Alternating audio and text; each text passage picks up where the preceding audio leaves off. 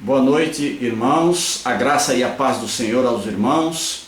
Estamos aqui em mais um momento de estudo bíblico e estamos nos Salmos de Romagem e hoje nós vamos falar do Salmo 130, Salmo de Romagem, número 130. Nós estamos já terminando os Salmos de Romagem. Vamos ler todos juntos o Salmo de número 130. Diz assim: das profundezas clamo a ti, Senhor. Escuta, Senhor, a minha voz. Estejam alertas os teus ouvidos às minhas súplicas. Se observares, Senhor, iniquidades, quem, Senhor, subsistirá? Contigo, porém, está o perdão para que te temam. Aguardo o Senhor, a minha alma o aguarda. Eu espero na sua palavra. A minha alma anseia pelo Senhor, mais do que os guardas pelo romper da manhã. Mais do que os guardas pelo romper da manhã. Espere, Israel, no Senhor, pois no Senhor há misericórdia, nele copiosa redenção.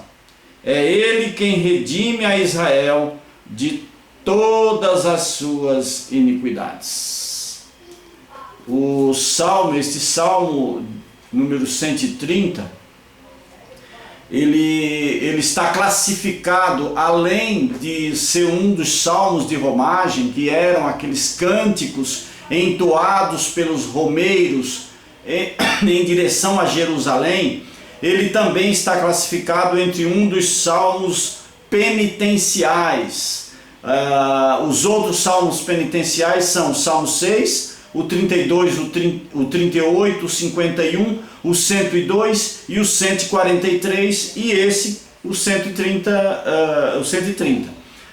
Então são 7 ao todos, 7 salmos penitenciais. Esses salmos penitenciais, portanto, são aqueles cânticos onde o salmista se derrama diante de Deus pelos seus pecados. Eles possuem um caráter de arrependimento, de contrição e sacrifício, com um pedido de perdão. Então, geralmente não, todos esses salmos penitenciais, ele tem esse caráter de arrependimento, de contrição, de perdão de pecados. E o Salmo 130 aqui, ele é um desses. Lembrando que aqui, esse é o segundo salmo dessa penúltima trilogia, pela qual nós dividimos homileticamente esses salmos, por trilogia. São 5 trilogias, os 15 salmos de romagem. E este é o penúltimo, é a penúltima trilogia, onde esse Salmo 130 é o segundo, que vai falar da confiança, e do perdão de Deus. O Salmo 130 ele expressa verdades centrais da vida cristã, porque aqui nós vamos ver na exposição dele que o salmista ele se derrama diante do Senhor pelos seus pecados. Este salmo era preferencial de muitas figuras, de muitos personagens teólogos, Por exemplo, Agostinho gostava muito desses salmos. Esse era um dos salmos prediletos de Agostinho, de Lutero e também de Calvino. Então, por isso ele é um salmo maravilhoso, e até hoje nós costumamos falar muito desse salmo, porque ele é um salmo onde mostra a profunda contrição do salmista pelo seu pecado. Nós não sabemos quem escreveu esse salmo e nem qual o contexto em que foi escrito. Ele expressa, né, apenas a experiência pessoal do seu autor, do salmista. Com certeza, o escritor desse salmo, ele estava passando por um momento terrível da vida dele. Isso nós podemos ver, né, logo nos primeiros versículos que nós vamos aqui expor. Ele, portanto, expressa a experiência pessoal do seu autor. E nós vamos dividir esses salmos aqui em 4 blocos. Os versículos 1 e 2, o salmista faz um apelo ao Senhor. Os versículos 3 e 4, o salmista faz um argumento sobre o perdão, ele argumenta ao Senhor sobre o perdão. Os versículos 5 e 6, ele espera no Senhor. E os versículos 7 e 8, ele exorta e ensina os seus irmãos com relação ao perdão e à confiança no Senhor. Muito bem, vamos aos Salmos. O versículo 1 e 2, portanto, mostra o que motivou o salmista a clamar. Foi a situação em que ele se encontrava. O salmista aqui, ele estava num buraco, né? Isso denota, quando ele, já logo da primeira palavra, ele fala: das profundezas clamo a ti. Ele não fala nas profundezas, não, ele fala das profundezas. Denota aqui o local onde ele se encontrava. Ele se encontrava nas profundezas. Das profundezas clamo a ti. Então, ele mostra, e portanto, que nesse lugar onde o salmista se encontrava, ele clama ao Senhor. Foi a situação em que ele se encontrava. Ele estava no buraco das profundezas, em profundo desespero, em grandes problemas, aflições. Ele estava numa profundidade de angústia. Eu destaco aqui 3 personagens bíblicos que nós vemos no relato bíblico, que se encontrou nessa situação, né, de profundo desespero. O primeiro personagem foi Jonas. Você lembra da história de Jonas, quando ele, desobedecendo a Deus, né, para a ordem de ir para Nínive, ele foi para Tarsis. E aí, no meio do caminho, o navio, ele foi jogado no mar, né? E aí veio um grande peixe e o engoliu. E aí Jonas, quando foi engolido por esse grande peixe, lá nas profundezas das entranhas do grande peixe, Jonas clamou ao Senhor. Jonas orou ao Senhor.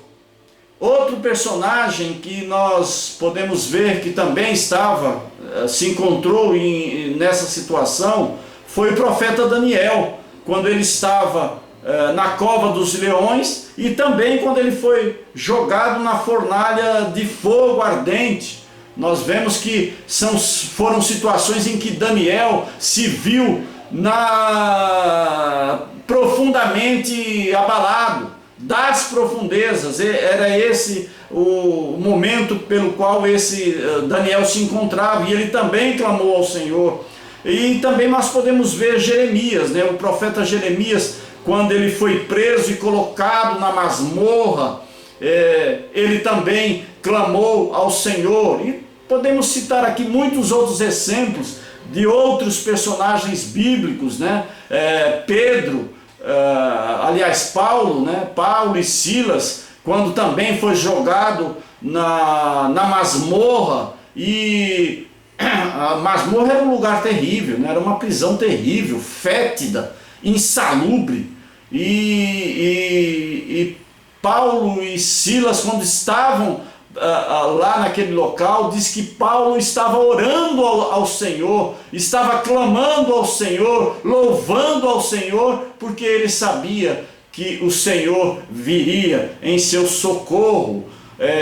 Então todas essas pessoas se encontravam numa situação que não sabiam.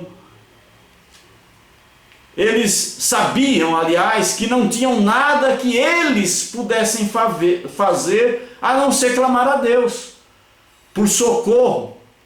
Eles sabiam que eles se encontravam naquela situação e que só Deus poderia tirá-los daquela situação. E aqui nós vimos o início desse salmo, o salmista nessa condição das profundezas. A única coisa que ele pode fazer é clamar ao Senhor. Das profundezas clamo a ti, Senhor. Aí ele pede, né? O salmista aqui também faz um clamor e pede para que Deus o ouça. Ele pede aqui no versículo 2: escuta, Senhor, a minha voz, estejam alertos os teus ouvidos às minhas súplicas. Interessante, né, que o clamor do salmista, ele nos ensina que ao orar ao Senhor, o salmista aqui pede, ele não vai direto ao assunto, ele não põe os argumentos da situação, porque ele sabe que o Senhor ele vê todas as coisas, ele sabe que o Senhor está vendo a situação pelo qual ele está passando, e o que ele pede é apenas para que o Senhor o ouça. Ouve, Senhor, o meu clamor. Então, o que ele pede aqui é que para que Deus o ouça, escuta a minha voz, é isso que ele pede.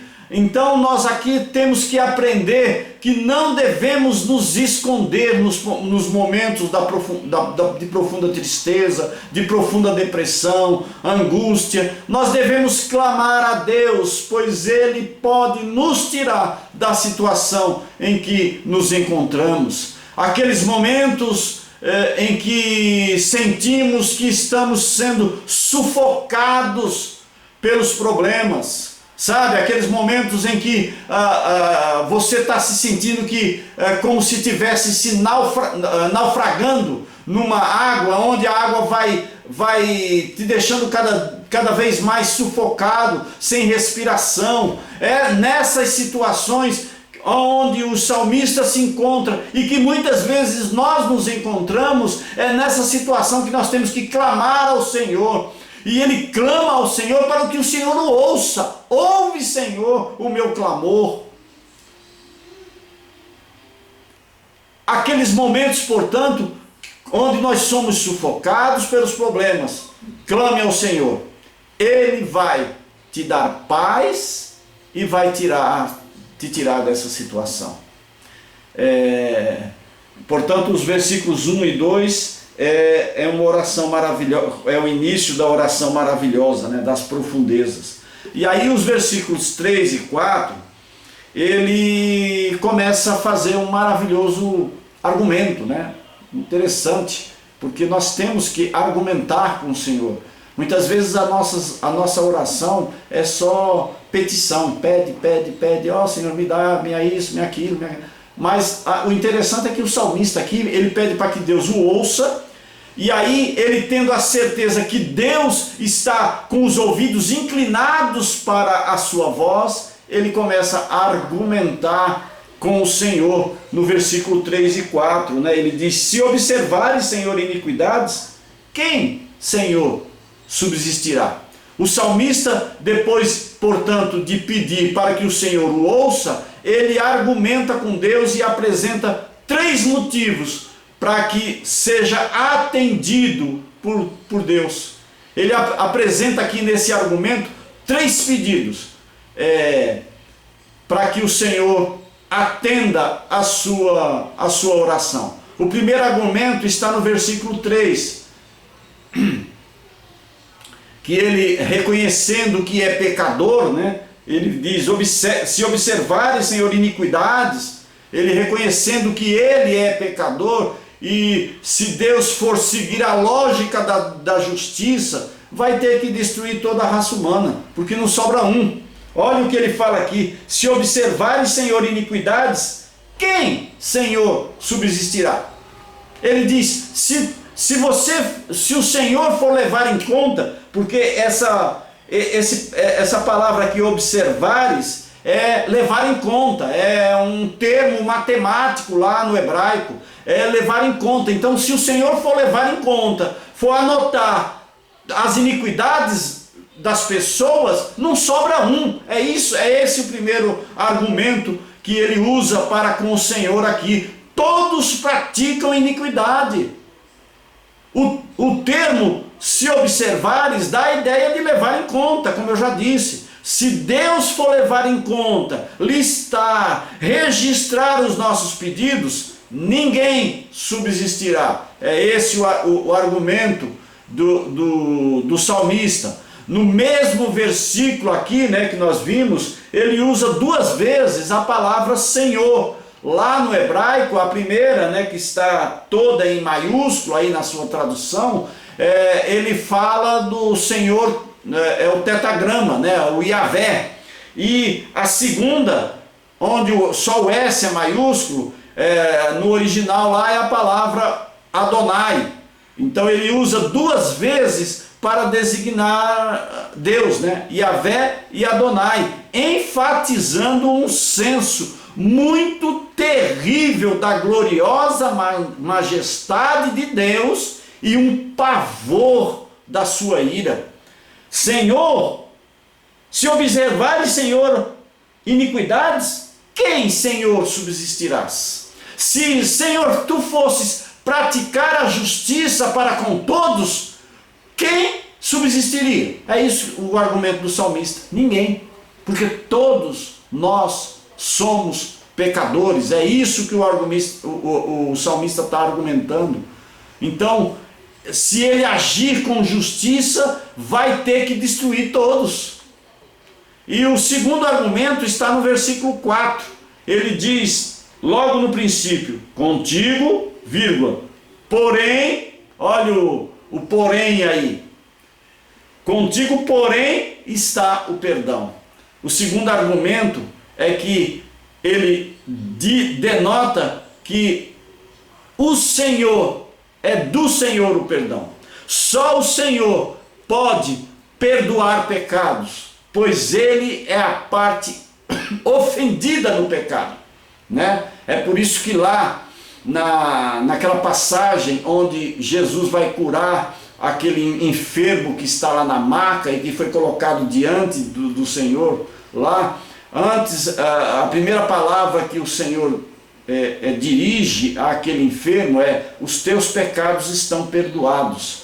E aí os fariseus, os religiosos, ficam ouvindo Jesus e dizem assim: olha que blasfêmia, porque só quem pode perdoar pecados é Deus. E eles estavam, portanto, com essa ideia, e realmente o único que pode perdoar pecados é Deus, porque Deus é o único ofendido quando se faz o pecado. Deus é a parte ofendida. Quando pecamos, ofendemos a Deus. Portanto, só Ele pode perdoar pecados. Não confundamos sobre o perdão que também é ensinado por Jesus, o perdão horizontal. Quando um ofende o outro, nós temos que perdoar. Mas o perdão citado aqui, que esse só pode ser feito por Deus, é o perdão dos pecados. Só Ele pode perdoar pecados.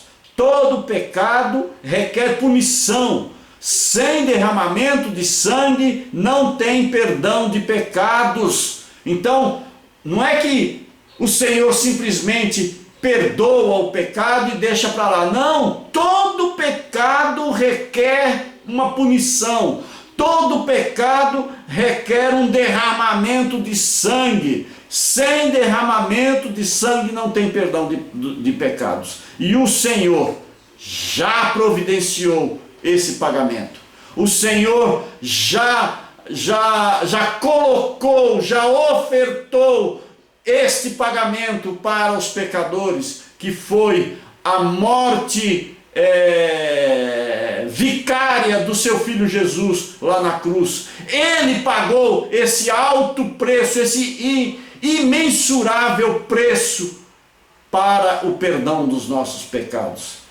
Ele tem todos os recursos para perdoar. Só Ele tem todos os recursos para perdoar. Então o segundo argumento é um argumento muito bom, né? Maravilhoso. Senhor, só Tu pode perdoar pecados, né? Contigo, Senhor, está o perdão. E aí ele usa aqui o terceiro argumento, que o salmista usa aqui, é para que te temam. Então, ou seja, Senhor, contigo está o perdão para que te temam. É o terceiro argumento. Calvino, né, comentando essa passagem, ele diz que a gratidão por perdão produz mais temor que a punição. Se o perdão de Deus produz mais temor a Deus do que a punição. É isso que Calvino comenta. Temor aqui, né? O temor é um amor respeitoso, é uma reverência. Portanto, nesse argumento o salmista diz que se o Senhor perdoar, Ele irá levar as pessoas a glorificá-lo mais. Porque tendo os seus perdões, o seu perdão, os seus pecados perdoados, as pessoas o temem ainda mais, o reverenciam ainda mais, o glorificam ainda mais. É isso que dá a ideia do salmista aqui e que foi comentado por Calvino. Esse foi o terceiro argumento que ele usou nesses pedidos que ele faz a Deus, para que Deus o ouvisse. E aí ele conduz a sua oração argumentando a Deus que se ele fosse agir com justiça não iria sobrar ninguém, mas que Deus é um Deus perdoador, porque ele já liberou o perdão através do seu Filho Jesus. E nos versículos 5 e 6, ele, depois da oração, tem um momento de espera, né? Você ora e aí você espera. Muitas vezes, né, nós somos tão apressadinhos que nós queremos a ação de Deus imediatamente. Logo nós ficamos aguardando pela ação de Deus, mas muitas vezes não é no nosso tempo, é no tempo de Deus. Muitas vezes Deus ainda quer tratar muitas coisas conosco para que Ele possa atender às nossas orações.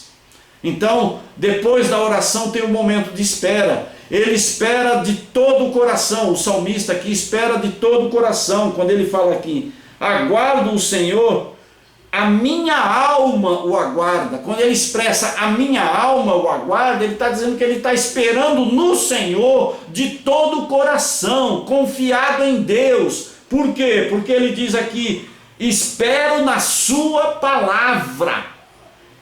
A palavra é a expressão de Deus para nós. E a palavra viva de Deus, o verbo de Deus, é o seu próprio Filho Jesus. Então, ele diz aqui, confiado no Senhor, na sua palavra. Ele espera, o salmista espera com ansiedade. É a figura que ele usa aqui, né? No versículo 6. A minha alma anseia pelo Senhor. Ansiar é ter ânsia mesmo, é vir aquilo do profundo sentimento dele, aguardando uma resposta. A minha alma anseia pelo Senhor. Aí ele usa a figura do guarda, mais do que os guardas pelo romper da manhã. E aí ele repete, mais do que os guardas pelo romper da manhã. E essa repetição enfatiza a ansiedade pelo qual ele aguarda.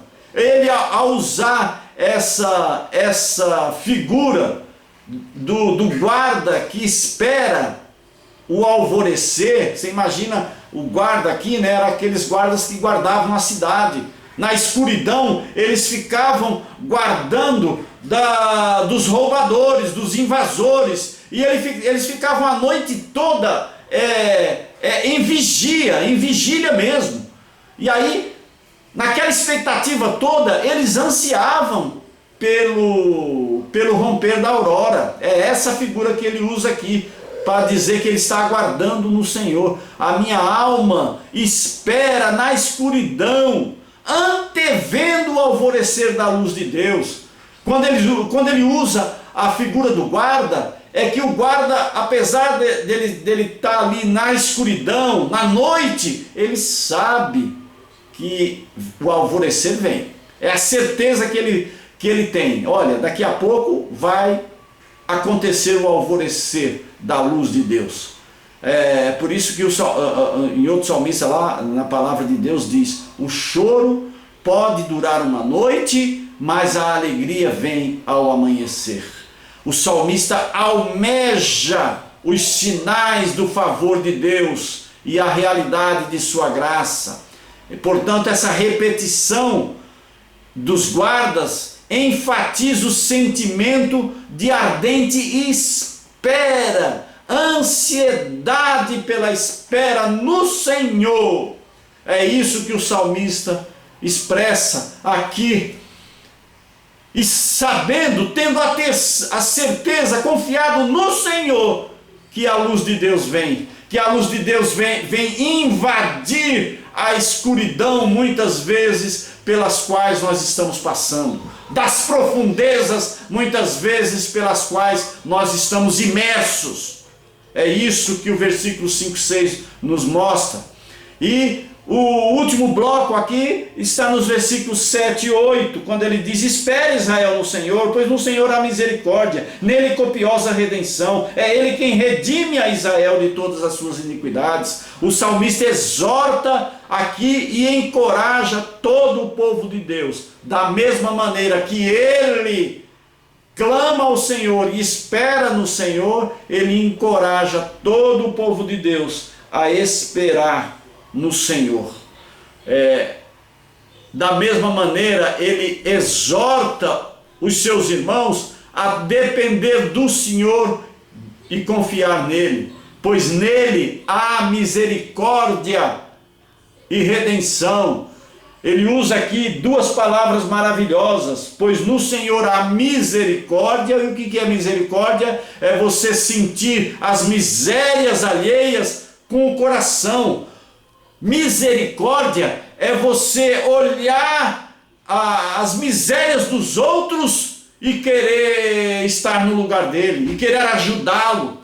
É isso a palavra misericórdia. No Senhor há misericórdia. Aí ele diz: e copiosa redenção. Sabe o que é redenção? Sabe o que é a figura do Redentor? É a figura daquele que libertava a pessoa que estava opressa, a pessoa que estava passando por dificuldades. O Redentor era aquele que libertava, mas ele não libertava de graça. Ele tinha que pagar um preço. A figura do Redentor, ele pagava um preço para redimir a pessoa de certas obrigações.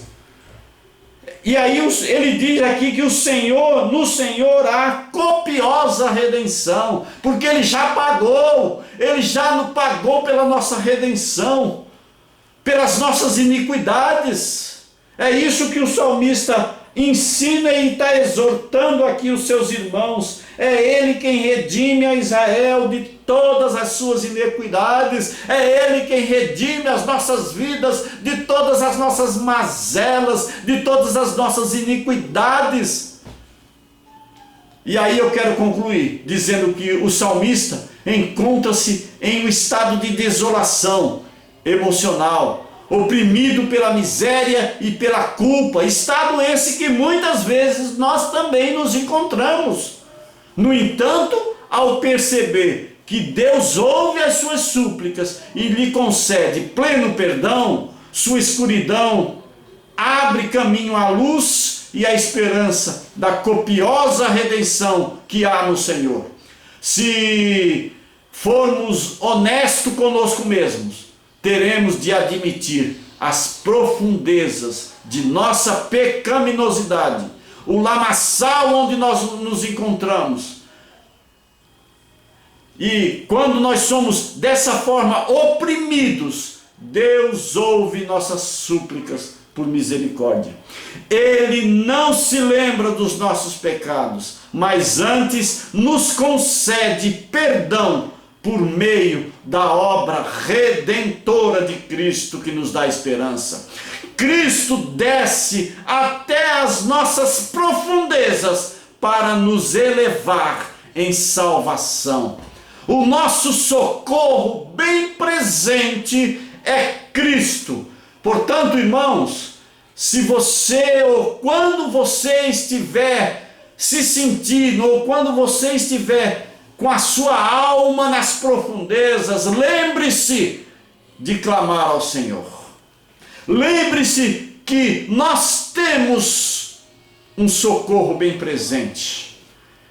Esse salmo, na realidade, é uma bênção. Ele nos ensina que nós temos que clamar ao Senhor por perdão para podermos nos livrarmos da culpa. Portanto, ele nos ensina, irmãos, que não há nada melhor do que receber o perdão dos pecados. Termos a certeza do perdão. Deus está pronto para nos ouvir. Ele está com seus ouvidos inclinados para nos ouvir. Eu não sei qual o momento que você esteja passando aí, mas eu quero que você agora curve a sua fronte, sabe? E como nós fazemos todos os domingos, façamos uma oração de contrição, uma oração como o salmista fez aqui, de penitência, de contrição, de entregar ao Senhor todas as nossas mazelas, os nossos pecados, as nossas fraquezas. Vamos orar ao Senhor neste momento. Baixe a sua fronte aí e apresente ao Senhor as suas fraquezas, os seus pecados. Oremos. Senhor Deus e Pai, nós te louvamos, te agradecemos, Deus, por mais uma noite de estarmos, Senhor, na tua presença. Deus, diante, Senhor, dessa tua palavra, onde, Pai, nós aprendemos, Deus, que nós temos que te buscar, ó Pai, nos momentos das nossas aflições. E como são constantes esses momentos nas nossas vidas, ó Pai. Ó Deus, nos abençoa cada um, Pai, que está passando por momentos, seja de enfermidades, sejam momentos financeiros, sejam momentos de qualquer outra expectativa frustrada na vida das pessoas. Ó Deus, nos ensina, Pai, a clamar a Ti. Nos ensina, Senhor, a colocar as nossas mazelas, os nossos pecados diante de Ti. Nos ensina, Senhor, a ter certeza que Tu estás com os Teus ouvidos inclinados para nos perdoar. Que a Tua redenção, Pai, já foi feita para as nossas vidas.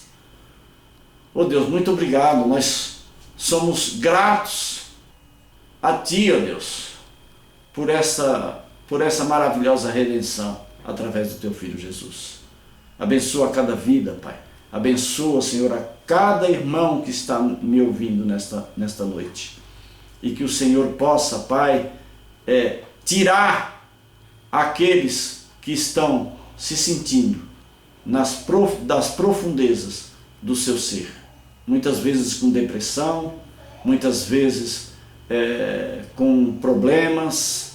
Oh Deus, livra, Pai, essas pessoas desses males. E que a Tua luz possa brilhar nessas vidas, para que eles possam, ó Deus, ser libertos, porque foi para a liberdade que Tu nos chamastes.